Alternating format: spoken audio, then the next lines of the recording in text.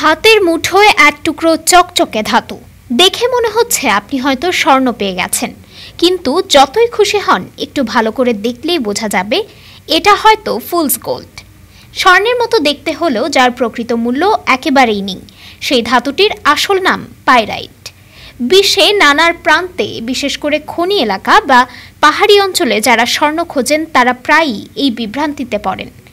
এজন্যই পাইরাইটের আরেক নাম ফুলস গোল্ড বা মূর্খের স্বর্ণ।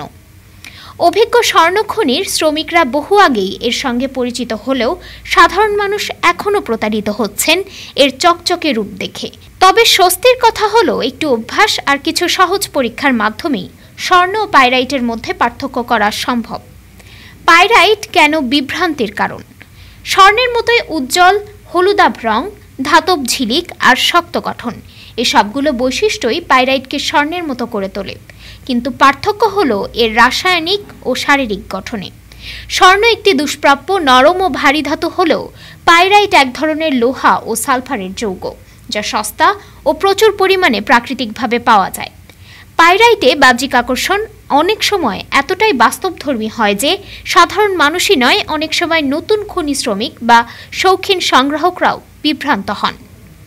বিশেষজ্ঞদের মতে কয়েকটি পরীক্ষা মেনে চললেই যে কোনো ব্যক্তি অনায়াসে চেনাতে পারবেন আসল স্বর্ণ আর ধোঁকাবাজ পাইরাইট। পাইরাইটের রং হয় ব্রোঞ্জের মতো ব্রাসি, আর স্বর্ণ হয় উজ্জ্বল হলুদ বা হালকা হলুদ সাদা। প্রকৃত স্বর্ণ সহজে মরিচা ধরে না। পাইরাইটে প্রাকৃতিকভাবে কিছুটা ঝাপসা ভাব বা মরিচা দেখা যায়। পাইরাইটের স্ফটিক ঘনক অষ্টভুজ বা পাইরাইট টোহেড্রন আকৃতির হয়। অন্যদিকে নদী বা পাহাড়ে পাওয়া স্বর্ণের টুকরো কিছুটা গোলাকার ও ঘষা ধরা হয়ে থাকে। পাইরাইটের স্ফটিকের মুখে থাকে সরু সরু রেখা, স্বর্ণের স্ফটিকে এই ধরনের দাগ থাকে না। স্বর্ণের ঘনত্ব পাইরাইটের তুলনায় 2 থেকে 3 গুণ বেশি। হাতে নিয়ে দেখলেই বোঝা যায় স্বর্ণ অনেক ভারী। মাটির চূর্ণিত স্লেট বা টাইলসে ঘষে দেখলে স্বর্ণের দাগ হয় হলুদ, পাইরাইটে হয় সবুজ কালো। পাইরাইট সহজে তামায় আঁচড় ফেলতে পারে, কিন্তু স্বর্ণ পারে না। স্বর্ণের একটি ছোট টুকরা সুই বা কাঠের টোকায় বেঁকে যায়, পাইরাইট ভেঙে যায়।